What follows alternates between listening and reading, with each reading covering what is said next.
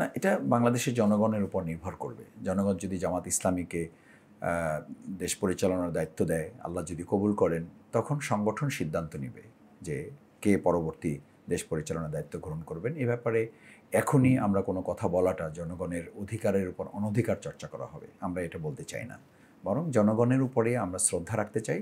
তারা যে সমর্থন দিবে সেটা পর্যালোচনা করে, সেটা বিবেচনায় নিয়েই জামাত ইসলামী পরামর্শের ভিত্তিতে তখন সিদ্ধান্ত গ্রহণ করবে।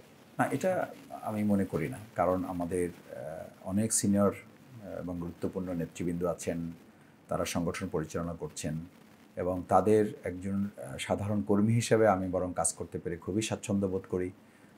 আমাকে নিয়ে এরকম যদি কেউ চিন্তা করে থাকেন, এটা একেবারেই অতিরিক্ত চিন্তা। এই চিন্তা আমাদের সংগঠনে লালন করার কোনো সুযোগও নেই এবং এটা আমাদের ঐতিহ্যও নয়। এটা কেউ হয়তো ভালোবাসতে পারেন, ভালোবাসার জায়গা থেকেও এই চিন্তা না করার জন্য আমি অনুরোধ করব। কারণ আমাদের সংগঠন একটা ডিসিপ্লিন অর্গানাইজেশন, এখানে একটা স্পিরিচুয়ালিটি আছে এবং এখানকার একটা পদ্ধতি আছে। সুতরাং সেই পদ্ধতিটাকে সামনে রেখেই আমাদের সবাইকে চলতে হয়। এমন কোনো ধারণা বা এমন কোনো ভালোবাসা আমাদের না দেখানো উচিত যেটা আমাদের সংগঠনকে ইনডিসিপ্লিন করে ফেলে।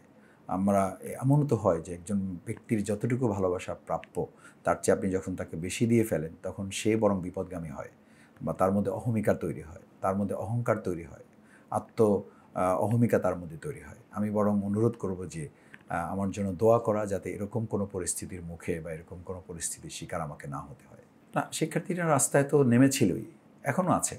শিক্ষার্থীরা আছে, জনতা আছে। আপনি জানেন যে ৭১% মানুষ পিয়ারের পক্ষে মতামত দিয়েছে। এবং আমাদের দেশে যদি আমরা জাতীয় ঐক্যমতের কথা বলি, জাতীয় ঐক্যের সরকারের কথা বলি, জাতীয় সরকারের কথা বলি, দিস ইজ অনলি সলিউশন।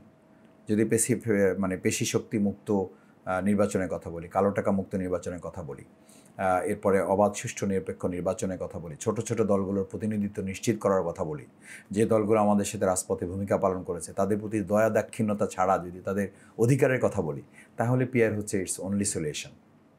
এবং আমি মনে করি সেটা সামনের দিকে বিবেচনায় আনা উচিত। বেছে নিয়েছে 3টা কারণে। নাম্বার 1 হচ্ছে শিক্ষার্থীরা চেয়েছে, তারা তাদের মতো করে জীবনযাপন করতে চায়। এই অধিকারটা ছাত্র শিবিরের কাছ থেকে তারা পাবে, এই আশা তাদের ছিল এবং সেটা তারা পাচ্ছে। নাম্বার 2 হচ্ছে ছাত্র শিবির মেধার রাজনীতি করে, এটাকে তারা হাইলাইটস করার চেষ্টা করেছে, ছাত্ররা এটা গ্রহণ করেছে।